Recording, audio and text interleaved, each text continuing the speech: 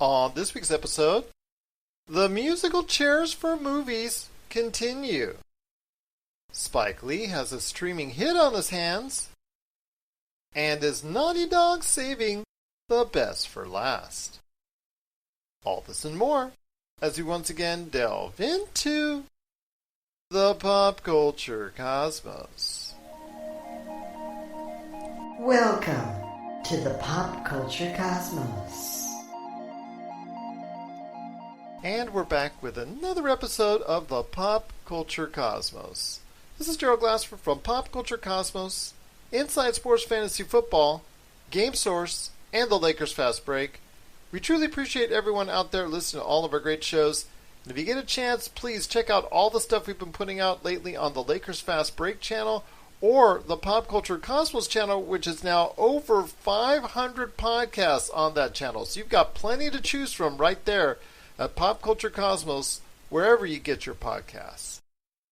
But it isn't a Pop Culture Cosmos without my good friend. He's our own musical chair for Pop Culture Cosmos. You gotta check out what he's doing today at popculturecosmos.com. Pop Culture Cosmos on YouTube, Facebook, also his great show Topicocalypse, plus his book, which you gotta get today at Amazon and Barnes & Noble, called Congratulations, You Suck. It is my good friend. It is Josh Peterson. What's up, man? What's up? What is a musical chair? What is the reference? Thank you for setting that up for me, my friend. But the reference is because it seems to be this perpetual music chairs going on because of all the dates that are changing. And we're going to discuss a lot of those maneuvers here in a second because there's a lot of films, big-time films, that are changing dates. We're going to give you an update on a few of them coming up here in a sec. Plus, later on in the program, we're going to be talking about The Last of Us 2 as far as being a great game coming out. We're going to give you the heads up on what the critics say so far for it because it is coming out this week on Friday. So we want to give you a heads up on that.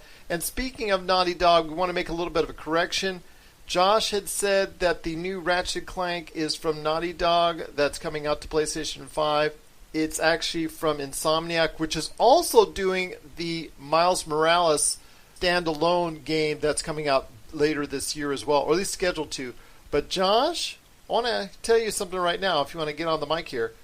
You can go ahead and give yourself a big pat on the back, my friend, because I'm watching Emergency Awesome the other day on YouTube, one of the largest pop culture YouTube channels that's out there.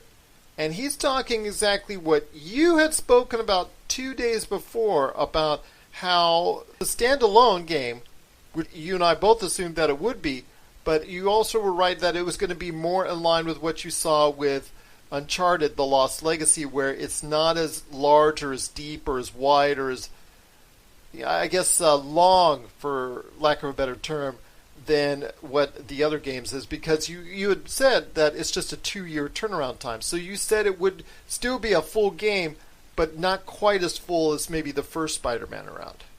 Yeah, I mean, that was what I was thinking, because just, look at the development time, 2 years, and that seems a bit off for such a large-scale game. From what I understand, the Spider-Man game took Insomniac several years to make. I think they were working, it started development, 4 or 5 years before it came out. So, yeah, it seemed like there was a weird lapse in development time. So that's why I was saying, maybe originally it was planned to be a DLC, and then, they decided to build itself beyond the realms of a simple add-on, and they decided to make it into a full game. And that's awesome. I hope that it gives fans everything they want. It just doesn't seem like it's going to be as much of a game as Spider-Man was. Because, I mean, think about this. They already have the assets built, the cities, a lot of the NPCs walking around and stuff like that. So I imagine they're going to be reusing a lot of that. I would hope that they'd add in new places to explore in addition to the new narrative. But yeah, I'm still going to play it. I'm excited about it. And in reference to, so I don't sound like an idiot, the Insomniac thing, my bad. I was still thinking about Spider-Man when we were talking about Last of Us. So sorry. No worries, man. Like I said, I always make those corrections just before the show. It happens. I mean, We're going on 200 episodes of the Pop Culture Cosmos, man. It even happens to the best of us. But we make sure we make up for our faux pas, so to speak, when we're talking and shooting off the hip and off the top of our head like we do pretty much all the time. And I'll tell you what, right now, we've got a pretty good track record, so I'll stick with what we do right here at the Pop Culture Cosmos. But I will tell you this, Miles Morales, I'm looking forward to the game. It may not be a completely different design, or may just use the same engine, or may use a lot of the same assets that we saw in Spider-Man. But I'll tell you what, my friend, this is going to be something that's going to be more of a good thing, and that cannot be bad at all. I'm going to enjoy this. I'm going to appreciate this, and Spider-Man Miles Morales will be one of the biggest games of the holiday season because of that. Yeah, I mean, I hope so. I mean, Spider-Man it's a huge property. It doesn't matter who is behind the mask. The character is always interesting, and I would hope that the writing for this is as good as the writing for the Miles Morales comic books. Is even in his beyond what Michael Bendis has done with the character. I hope that it's on par. It gives fans something to that will endure for a long time. Well, I'll tell you what, my friend, there's going to be more that we're going to be talking about on today's show. Not only the musical chairs going on with movie dates, not only The Last of Us 2 coming up on the back end of the show, but also as well we're going to be talking about Spike Lee's latest hit, Da 5 Bloods, that's now on Netflix. I'm going to tell you right now, you got to go check out this movie. It's very good. The critics' ratings are really strong for it. It's got right now an 81 on Metacritic. We're also going to be talking about the fact that Spike Lee is now doing a film straight to Netflix. We've seen Martin Scorsese, we've seen other big-name actors and performers and now directors heading to that medium as far as streaming is concerned. Is this going to be the wave of the future for top-level directors and actors going forward?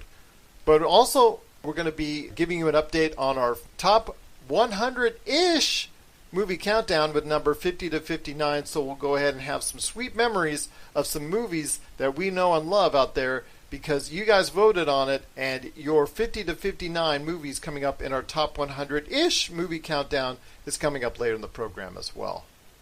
But my friend, let's start off with right now the musical chairs that are going on within the realm of Hollywood, because there's a lot to talk about right there when it comes to all the different changing release dates. I know a lot of people out there are getting confused. A lot of people out there are not knowing when these movies are actually going to come out. These things are always changing all the time. I'm going to give everybody a heads up, and then I want to hear your thoughts. The latest to do some changing is Warner Brothers and some other movies as well, but we're going to start off with Warner Brothers movies. Tenet, which you and I are both talked about last week, and you and I are both looking so forward to. We think this is really going to be a big hit, even in the middle of a pandemic. Tenet is moved a couple weeks back. It's moved to July 31st. Wonder Woman, that was a big surprise, because now it's not only moved from August, it's now moved into October from August. So it's moved from to July to August to October of this year. So it's really got a lot of changes for that one. But yes, the latest deal is that it's moving to October 2nd. The latest James Bond flick, No Time to Die, that's moving 5 days up on the schedule in November. So that's something that people need to be aware of right in the middle of that holiday viewing, that No Time to Die for James Bond is moved 5 days up. Godzilla vs. Kong moves from November. It's moving out of that spot, that general time frame with all that stuff going on, because it's going to be a very busy holiday season for moviegoers. And that's moving to May 2021. So it's moving right around the time for the Memorial Day weekend and all that, in 2021. And Matrix 4, that's moving from that May 2021 spot to April of 2022. So we will not see Keanu Reeves as Neo once again until April of 2022. Plus a couple other movies. The Witches from Robert Zemeckis, that has been completely taken off the schedule. So now that's going to be under heavy speculation that that might become a straight-to-streaming or video-on-demand movie. And Tom and Jerry, I'm assuming that's going to be the animated feature from the long-standing cat and mouse animated feature animated cartoons that we, some of us older people like myself know and are familiar with, and maybe some younger as well. That's moving from December 2020 to May 2021. So I gave you the list, my friend. That's a big list of just constant movie shaking, and that doesn't account for all the stuff that Disney's done recently. I want to hear your thoughts, man, when it comes to all these movies changing around. Is there any one that you're disappointed by the most, and what does this say about the constant changing release dates for movies? I mean, I'm not disappointed. I was hoping to see Tenet sooner rather than later, but I mean, it only got pushed back a couple weeks. But as for the others, like, I would honestly be surprised if these were even concrete release dates. I don't think these movie studios know what to expect. I don't think they know. They're just kind of hoping that things will look good around that time, and if they don't, they'll probably keep pushing them back and back and back. And my question to you would be, how many times can you move film release dates before you finally face the decision of having to figure out if you're going to release it on demand or not? And in the case of some of these, if you do not want to push them back to 2021 or 2022, like let's take The Witches, Robert Zemeckis' The Witches, for instance.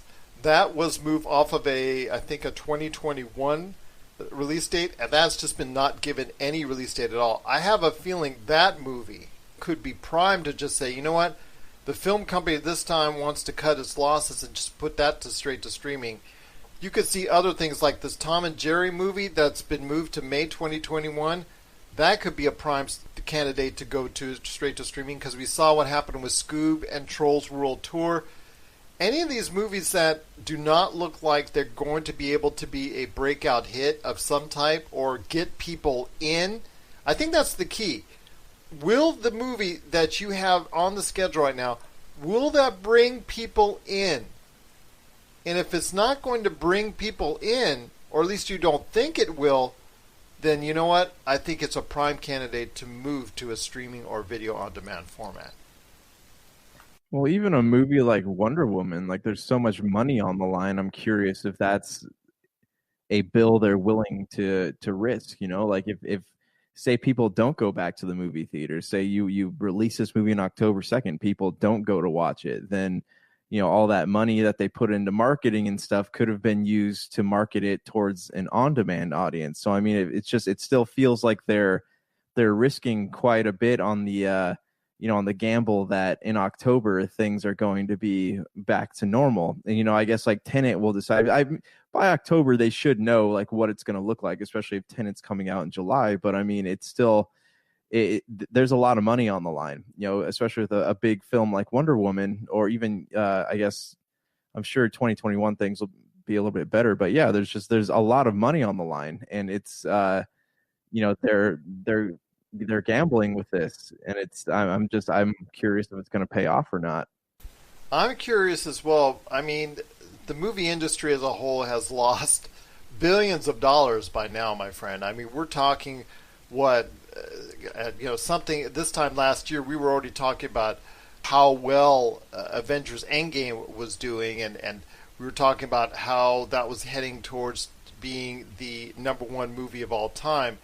And now, flash forward to a year later, and look at us, man. It's not even close. It's something that I think a lot of these movie companies are going to be seriously headed towards some hard times, and they have to make some hard decisions on some of these movies.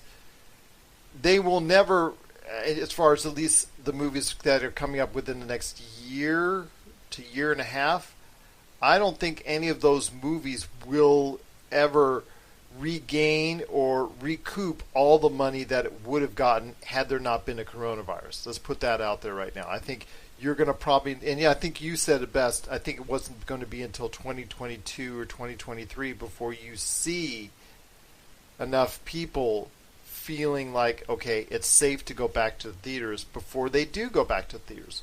But then again, the question comes, will they want to go back to theaters? Because they will have become so used to getting everything on demand or in a streaming format. So there is quite a bit of concern by the theater industry that there may not be much of a theater industry, or as much of a theater industry as there once was, once this coronavirus thing has become a little bit less of such a pandemic. We found a vaccine and all that, and people are able to go ahead and live somewhat normal lives once again.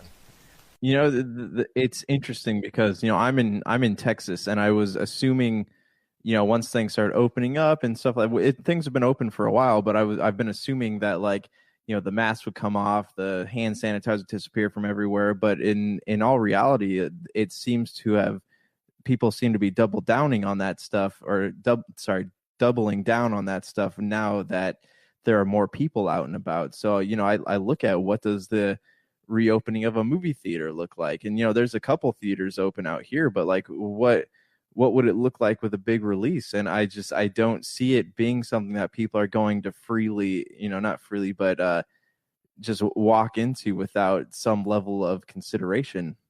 It is going to be a little bit of a persuasion act that has to be going on. And I know that the movie theaters are trying to put older movies that were big hits like Inception and some others back onto the screen to try and draw people in before the big movies come into play. But it's going to be a situation where a lot of people are afraid to go back to theaters.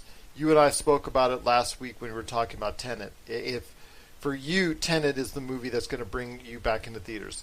If there's any movie for me that might bring me back into theaters right now, it would be Tenet. But I'm not even sure if that's going to be the case, because I'm kind of concerned about going to the theaters and the safety and all that. So it is going to be a situation where everybody out there is going to have to think about whether or not they want to put themselves at a certain level of risk. But then again, we do that every day when we go to the grocery store, or we go to the park, or we go to anywhere that we're in contact with other people. Yeah, very true. But I guess the only difference would be that you're not, I guess, sitting in a room with strangers and just kind of not moving. You're at least you're in motion, so you're not staying around people for an extended period of time because you're always in motion. But a movie theater, you are sitting down, you are enjoying, you are sitting there, and people are going to be coughing and sneezing and stuff like that. So it's honestly, at this point, I am willing to risk it, but that's a personal decision that I'm making. It's not going to be the same for everybody else. You're listening to the Pop Culture Cosmos. Don't touch that dial. Wait, do people still use dials? For the latest news and information, analysis and opinions on the Los Angeles Lakers and the NBA, check out the Lakers Fast Break podcast today on wherever you get your podcasts.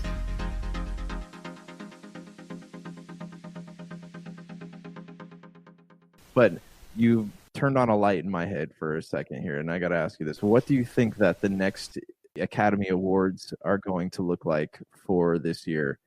They've got to include streaming. They've got to include streaming films. They have to. There would be no categories. Yeah, and well, just to let you know, first off, before I go more into that, because that leads me into Five Bloods. Remember, I worked on Outbreak.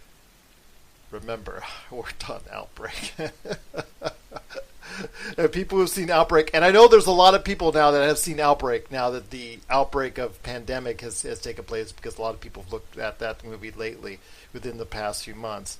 There's the movie theater scene, and need I say more? But I tell you this, my friend, it is kind of being fearful out there as far as the theater's concerned. But when it comes to something like the Oscars, yeah, they have to really strongly consider using straight to video on demand, straight to streaming options, because in the past they would only consider them if they appeared in they did the minimum. They appeared in a theater in New York and LA by Christmas Day. That was the deal. That they at least they do that. But even if they were going straight to theaters, straight to video on demand, that's the thing now that they should reconsider, at least for this year, if not going forward, because you've got some major heavyweight actors, you've got some major heavyweight directors, and these are not movies that are throwaway anymore. When we talk about video on demand, we still see every now and then on video on demand some movies that would never make it to the light of day on theaters, even with some decent name actors out there. I don't want to say anybody out there that's fans of a certain actor. I don't want to say, but when you go to you're looking on your video on demand, you're looking at your streaming options, There were some movies by some big name actors that went straight to video, and you realize in the past that it probably wasn't a good movie. That's probably why it went straight to video. Those days are not necessarily there anymore because, yeah, there's still the junk movies that are going to video on demand, but there are some really, really good movies. I mean, The Irishman was an okay movie. I thought it was alright. I thought it was a little bit long and had some issues, but that earned wide acclaim. And outside of, again, just appearing on the minimum amount of theaters in, so it could be eligible for the Oscars, that was a great catch for Netflix. But now with that, we've got Da 5 Bloods with Spike Lee's latest. Spike Lee is a heavyweight director out there in Hollywood, and he is putting his stuff on straight to Netflix. That's a sign to me that not only are they getting A-list actors, they're getting A-list directors, and they're getting really, really good movies heading to a streaming format. The movie's gotten an 81 on Metacritic right now. Strong reviews. Delroy Lindo is getting high acclaim and high praise and could be up for a Best Actor right now. He's already one of the hot candidates to become a Best Actor for a Best Actor nod. So I'll tell you what, right now, that is something a lot of people have to consider. But yes, Josh, I mean, when we're talking about the Oscars and we're talking about the Academy Awards and the Golden Globes and all that stuff for movies, we have to now strongly consider these movies that went straight to video, that are getting high praise and high acclaim, that they now need to be just at a level and that they don't have to go ahead and go to any extra lengths to become eligible for the Academy Awards. Yeah, you'd have to loosen up your, not lower, but loosen your standards a little bit, because it's been such a weird year and things have not been released. Things that were supposed to come out this year are being pushed back to next year and even the year after that. So it's a very odd year indeed, and this would be a good time, and that begs another question. If they allow movies from Netflix or Amazon or whatever it might be into the awards this year, what does that mean? They're going to be excluded next year when more things come out? This is going to be interesting. It's going to be very interesting. Let me ask you this. I mean, let's say you and I are sitting on the Academy Board, and we're sitting there and we're making the decisions on this. Is this a moving forward type thing that you think that now that streaming channels and streaming outlets, and whether it's HBO Max, Netflix, Amazon Prime, Disney Plus, Apple Plus, that just got a Tom Hanks movie that's coming on the way as well. I mean, these are some heavyweight films that are heading over to these streaming outlets directly. I think for the future going forward, they need to strongly consider just loosening those standards and becoming just an academy that allows these type of movies to go ahead and be eligible for the awards. I think it should just be based off of it came out in a format that was available for an audience this year.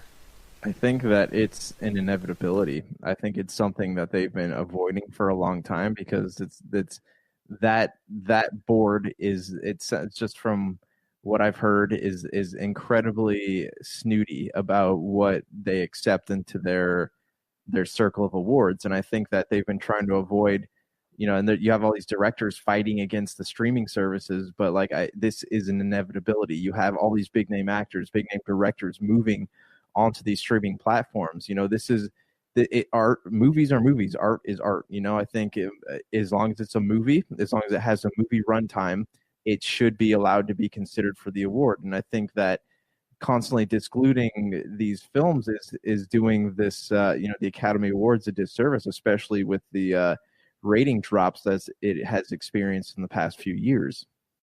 And like I said, there's still the movies that you and I would never go see on the big screen that are still heading straight to video on demand, and it still had that persona, but that perception is changing because there are some heavyweight films, there's some really outstanding products that are heading straight to video on demand places, either just video on demand directly, like we saw with Scoob and Trolls World Tour, or they're heading to Netflix like Da 5 Bloods, which is really garnering some acclaim. So I really think that moving forward, the Academy Awards needs to consider, and also the Golden Globes for that matter, need to just go ahead and reevaluate the way they're doing business, because the movie theaters and the movie experience is being reevaluated at this very point as well, because families are no longer just for, you know what, we're just going to go ahead and drop $100 at the movie theater.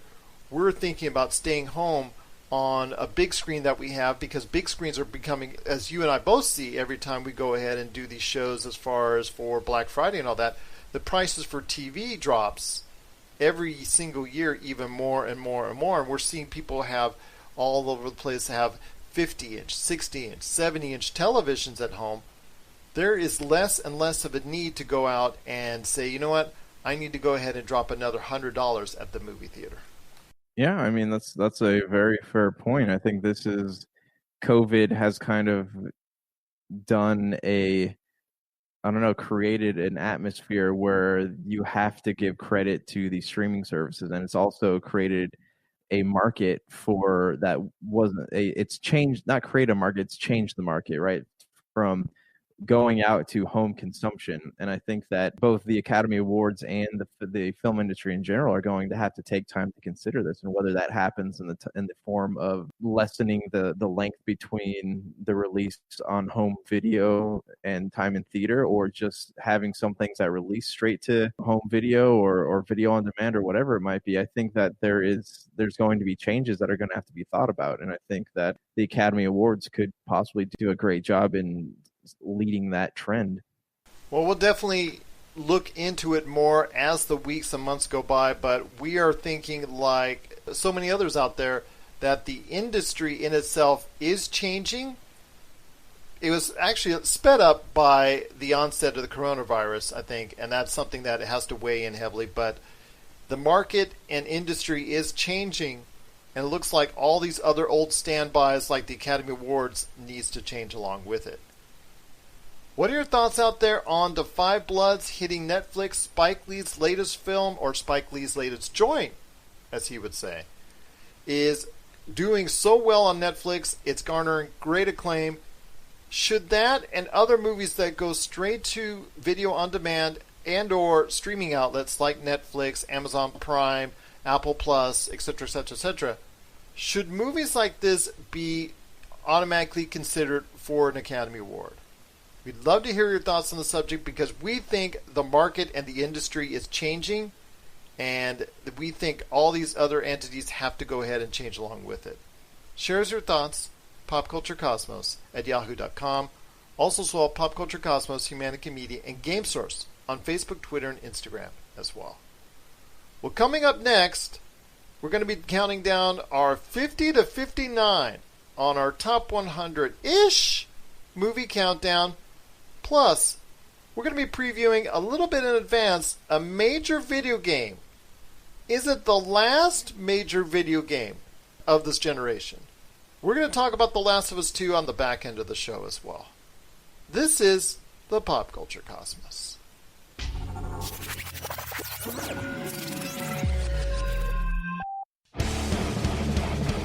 Get ready for Kitty Origins Evolutions, the latest documentary from Rob McCallum. Thrusted into heavy metal stardom as teenagers with their debut release, Kitty has thrashed and conquered the heavy metal world for the past 20 years. Kitty has defied industry norms, fought back against women in rock stereotypes, and inspired generations since they appeared. And now, for the first time, they've decided to share their untold story. Generously peppered with archival footage shot by the band, this film gives you an honest and brutal look at what it takes to survive in the music industry. Order the DVD, Blu-ray, and live CD triple pack that features recordings from throughout their 20-year illustrious history from RobMcCallumFilms.com. RobMcCallumFilms.com, your place for awesome stories about awesome people and films worth watching.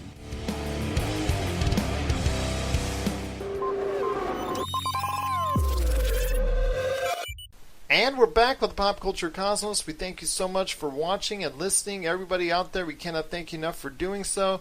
Please, again, if you can, and you're just a great supporter of ours, if you can give us that 5-star review on Apple Podcasts, or if you can share, like, subscribe to our shows, subscribe to our channel, because we've got about 2,000 subscribers on our Podbean channel. We cannot thank you enough for doing so. We're over 60,000 downloads. Just truly appreciate it. And guess what, Josh? I don't think you remember this, but we're on Pop Culture Cosmos 198. 200 is around the corner, my friend. Seems like not too long ago we just made it to episode 100. Thanks to everyone who's been listening. That's 4 years you've had to put up with me, man. That's 4 years. I feel so sorry for you. I mean, if you count the 2 shows and you double that time, it's technically 8 years. So in the 170s on the PCC Multiverse, so yes, touche on that one. But I wanted to go ahead and continue our countdown for the top 100-ish movie countdown. And I'll tell you what right now, if you get a chance, check out our popculturecosmos.com site. Not only will you see a great anime review from Josh Peterson, which you got to check out because it was really detailed and in-depth. You got to check it out. You'll also get to see written updates on the top 100-ish movie countdown. And I'm up to the 80s. It takes a little bit longer to write all this stuff out because I want to make sure it's nice and detailed. But it is going up there little by little. So we're in the 80s now on popculturecosmos.com. But we're a little bit ahead of that right here on the audio portion. If you want to go ahead and check out the other names on the list of our countdown in previous episodes, you can feel free at any point in time within the past few weeks right here at the Pop Culture Cosmos channel. So my friend, we're going to start off with number 59. That's right, number 59 on our list right now of the top 100-ish movie countdown. And that is a movie I think you and I really, truly love. I did not see this in the theaters. I would love to tell you right now I saw this movie in the theaters. I wish I did, but I didn't. I caught this like most other people did on TNT, TBS, when they first started showing it in the late 90s and early 2000s. And that is The Shawshank Redemption, one of the best, well-crafted made movies I have ever seen.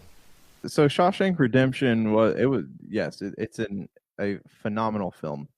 It is something that I didn't get to see in the theaters either. I saw it. I bought it at Walmart when I was in high school, just because I needed something to watch, and I was pleasantly surprised by how great it was. This was a written by Stephen King, right? Or was it produced by him? No, it was written. It's based off of anthology, and I think it's a short story, if I'm not mistaken, from Stephen King. Okay, yeah, because I knew he was involved in it in some way. But He did not direct it. Okay. Yeah, it's a great film. I mean, it's got the writing is really great. The character development's all really well rounded. It's lacking in those horror elements from Stephen King, but at the same time, like, it's a different side of his writing that you don't really get to experience in his books. And it's definitely a film that will always stand out in my mind. Is, just when I think about great films, it's going to be something that I will always think about. That's Frank Darabont made it. He's also known for helping bring the Walking Dead to life onto the small screen for AMC. So just to give you a heads up. But yeah, this was just an incredible story. If you have not seen it yet, you're missing out on one of the great movies of the 1990s, much less any time, because it tells such a beautiful story. It was overlooked, and that's the big thing, my friend, because yeah, it got some acclaim when it came out, but a lot of people did not see it at theaters, and I'm just so sad that it didn't get the just due in the theaters that it deserved. But it has gotten more than acclaim, more than popularity than we could ever imagine. It's one of those prime examples of a movie that's gone bigger than life since it's actually released into theaters. It is something that, like, it's weird because it's something that, like, people still watch, and then I'm hearing from, like, younger people younger than me, because I thought that I hit the tail end of those movies, and I hear from younger people, hey, this movie's really good. Like, even people who are in high school today, as a teacher, I still hear people ask me, hey, have you seen The Shawshank Redemption? Yeah, it's a great movie. I'm surprised people are still watching it. So yeah, it's a movie that has stood the test of time. Number 58, we've got The General with Buster Keaton. And I know a lot of people that are listening to here, a lot of people that are listening now or watching us on Facebook Live or YouTube, they haven't had a chance to catch the greatness of Buster Keaton. But as someone who in the earlier part of the 20th century was one of the movie industry's first real stars, I think Buster Keaton's greatness should never be understated, because he brought a lot to the movies at that point in time, and he was a superstar at that point in time that very few at that time or even since have ever approached. So the General is at 58, something that people need to go ahead and check out. And that's something that gets forgotten in our times, is that we see the stuff like you said with Shawshank Redemption. We see the stuff that's here and now, or recent, or within the past 20, 25 years, but we never really look back in history too much. But if everybody takes a chance to go ahead and look at some real film history, take a look at Buster Keaton, Charlie Chaplin, stalwarts of that era that were some of the biggest stars of that time, and hopefully they will get a chance with the General at number 58. Number 57, Wedding Crashers, my friend. Wedding Crashers indeed. So that's number 57. Owen Wilson, it's just Vince Vaughn. They're probably at their finest here. I'm not exactly been very much in love with a lot of their work, but in Wedding Crashers, I think their camaraderie and they actually meshed very well in Wedding Crashers, and I think that's a movie that people, for a good laugh, want to check out.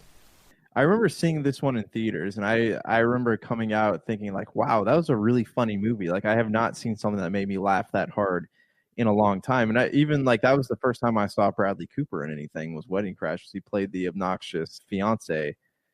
That was a movie that I bought the day it came out, and I could watch it over and over again. But then, much like The Hangover, just hearing people quote it over and over again kind of made me tired of it. So I still love the movie. My brother said he watched it a few weeks ago, and he says that it doesn't hold up as well as you'd think, but it's something that I would be willing to sit down and give it and watch again. If I ever had time to just watch movies that I've already seen.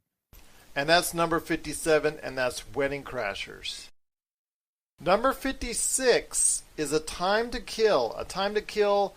That was a movie that came out in the 90s with Samuel L. Jackson just starting to really get his acclaim and starting to really get some good, sweet gigs within the movies, and he was just starting to get a lot of acclaim and a lot of notoriety. Matthew McConaughey was also in it. He was starting to get his notoriety and his name as well. Sandra Bullock, I think she was a superstar, or just getting to be at that superstar level at that point in time.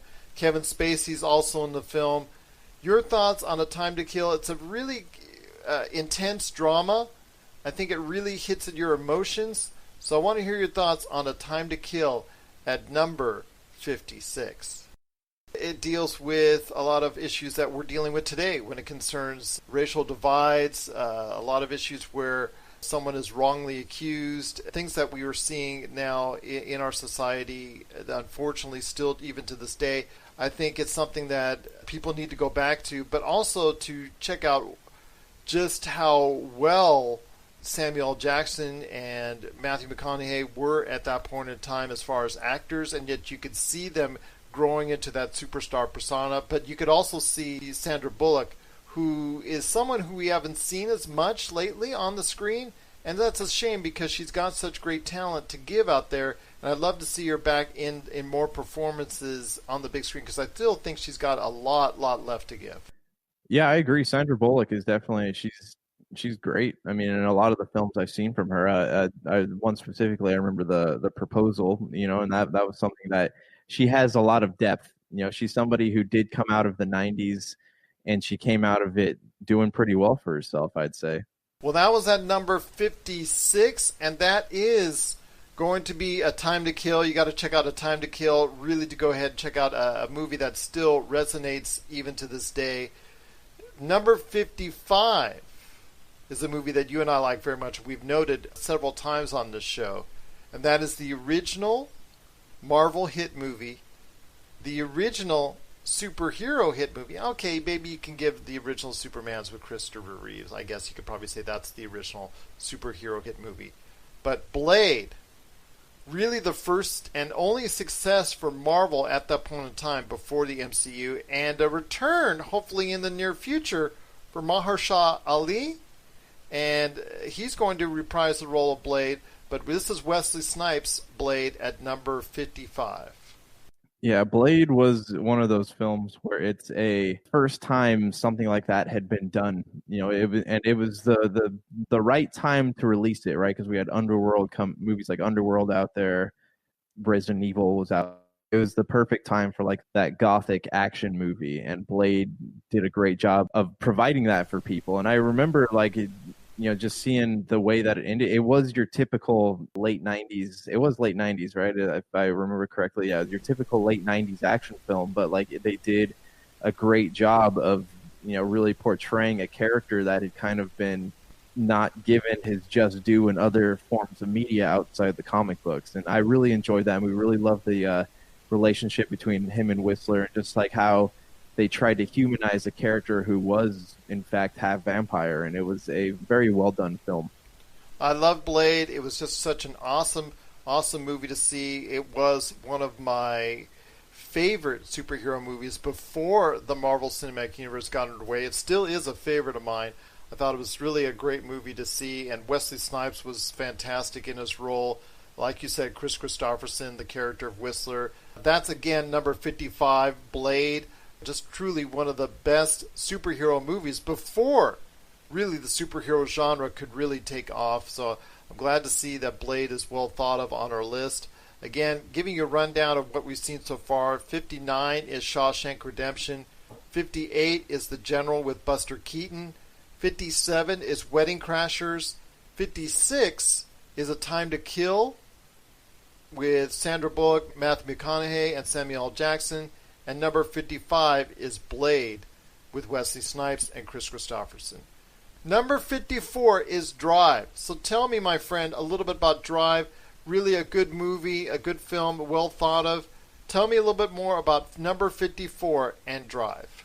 So Drive is a very artsy film. It is a film that it kind of reminds me a little bit of Mad Max, where the main character does not have a lot of dialogue, but there's still a lot of depth in the character.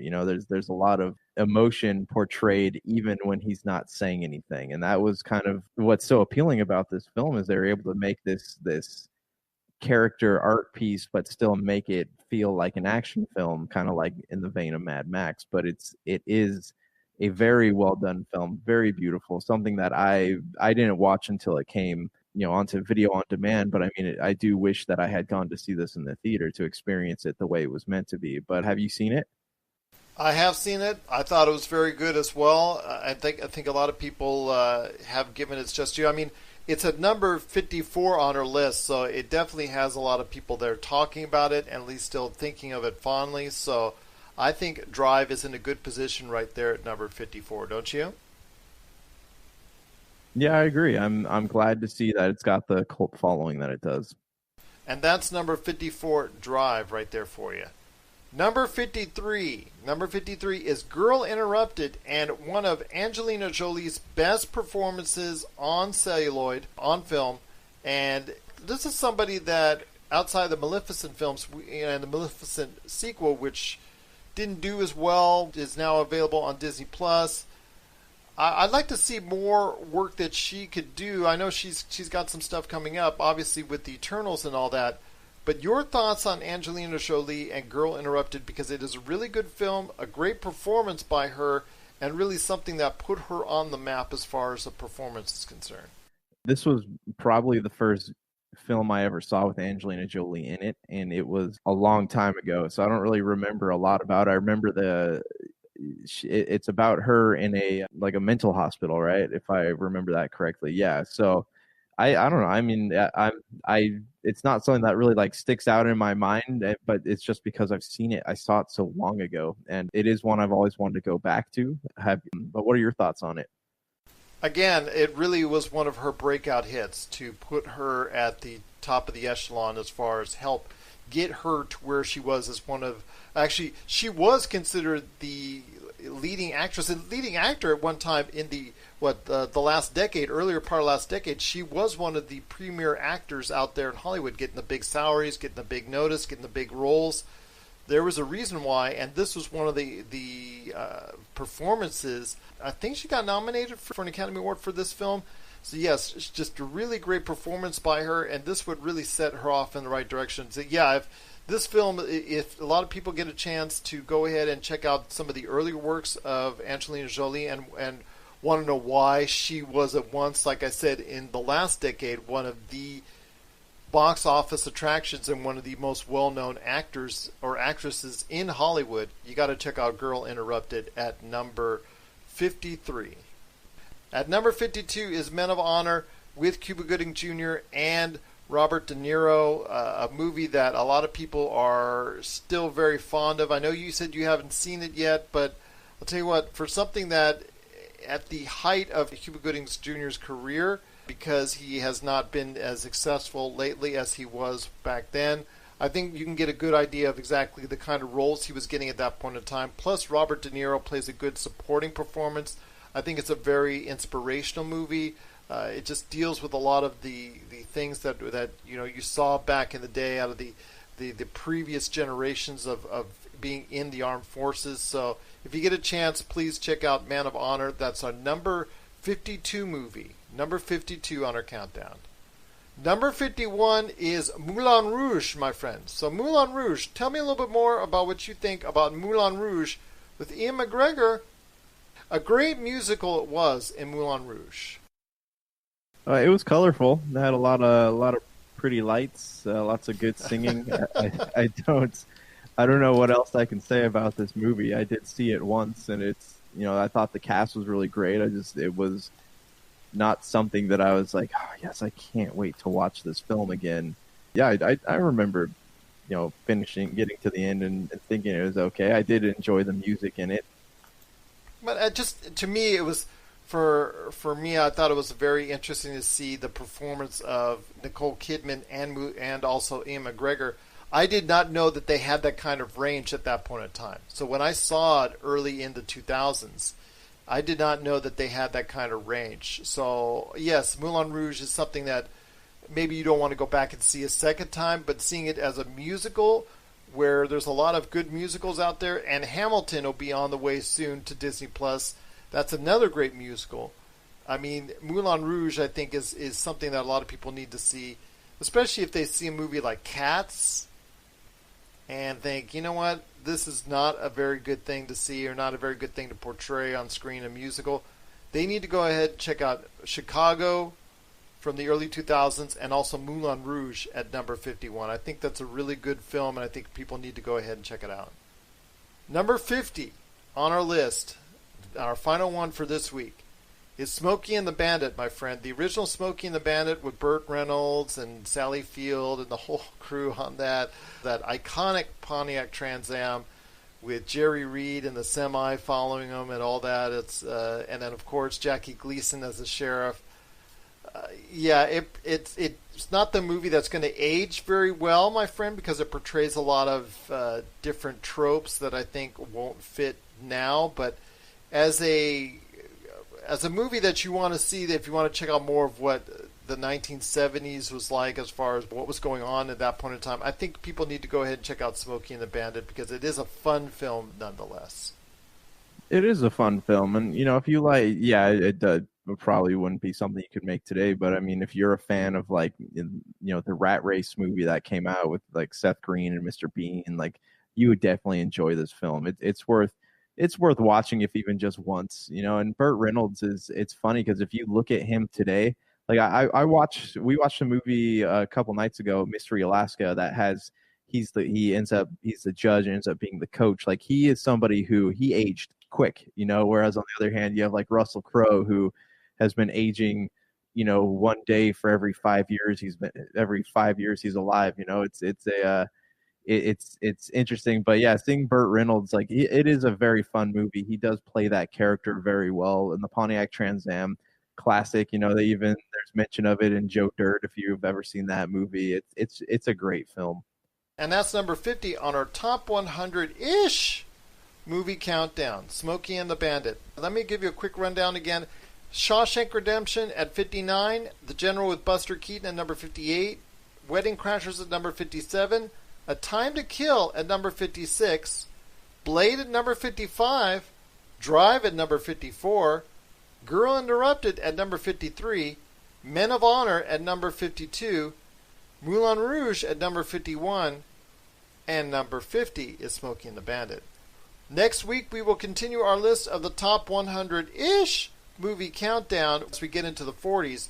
If you want to check out, again, the written version of this, you want to check it out at popculturecosmos.com, or our previous episodes you can check out, which has our detailed 10s list of the 60s, 70s, 80s, and 90s. You want to go ahead and check that out on the Pop Culture Cosmos audio channels as well. Hey, this is Chad from Ghost Toasters, and you're listening to Pop Culture Cosmos Podcast. If you need your video game fix, be sure to check out Retro City Games. Located in Town Square on Las Vegas Boulevard or in Henderson, Nevada, Retro City Games has the cure for all your video game vices. Retro games and games for current consoles, Nintendo, Sega, PlayStation, Xbox, and more. Retro City Games has all the staples from any library and some highly collectible offerings too. So pick up a few games today at Retro City Games in Town Square on Las Vegas Boulevard or in Henderson, Nevada. Retro City Games is your video game metropolis. Well, my friend, before we will head on out, I know there's going to be a lot of talk this week about, well, we were talking about Naughty Dog earlier, but there's got to be a lot of talk about what's going on with The Last of Us 2, because one of the final major exclusive this generation events is going to be taking place at the end of this week with The Last of Us 2. It has earned one of the highest acclaims on Metacritic at a 96, with almost 100 critics already voting on it. It's got a 96 so far as an average rating, one of the highest scores ever for a video game. This game is getting a lot of acclaim, my friend. A lot of acclaim. Could this be the defining video game of this generation?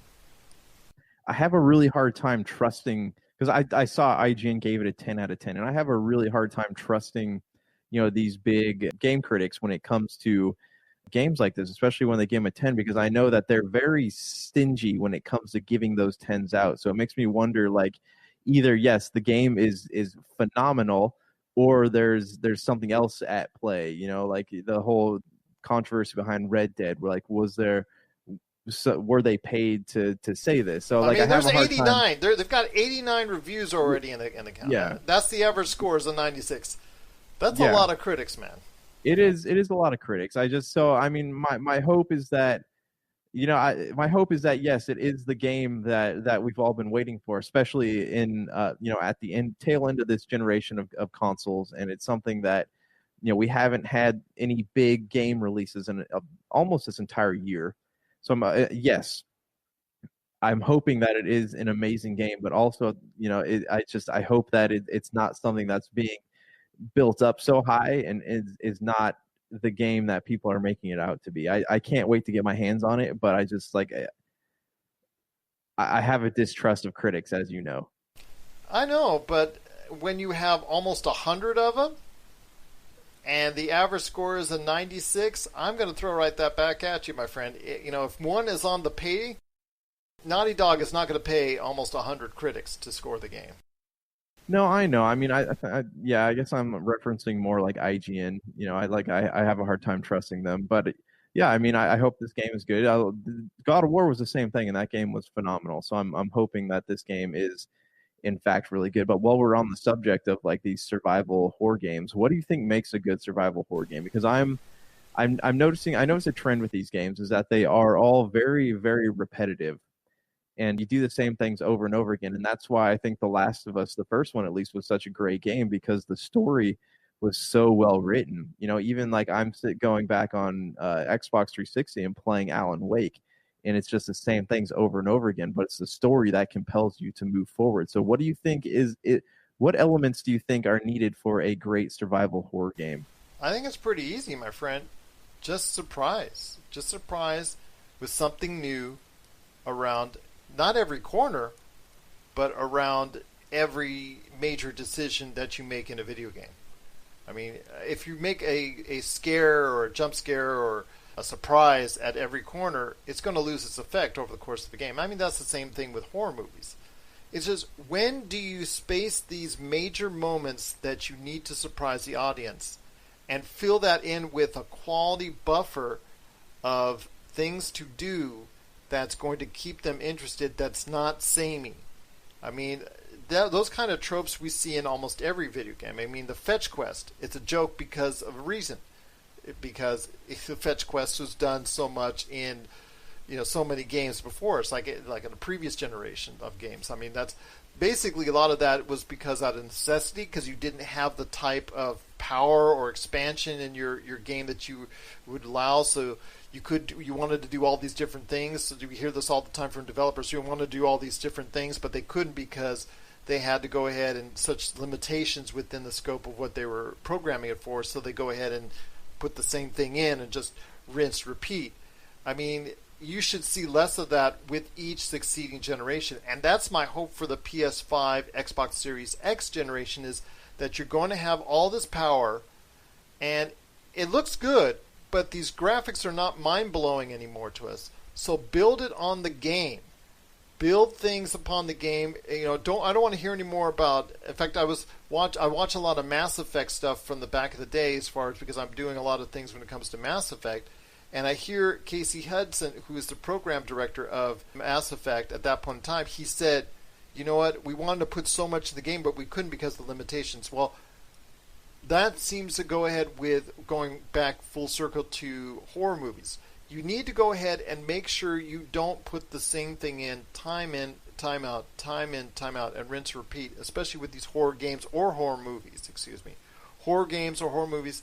You need to go ahead and be able to surprise the gamer at major points of time of the game with something new and something fresh that will shock and awe, and not just be something that, oh, it's another bad guy I have to kill. Yeah, I mean, I definitely think those edge of your seat moments are important, but I'm also like, not just in survival horror games, but I'm hoping with the PS5 we shift back to a focus on narrative. We've had this generation. You hear these directors like Cory Barlog and a lot of the people over at Microsoft are saying, hey, story is important. We're trying to focus more on story. But this generation of consoles seems to be defined by multiplayer.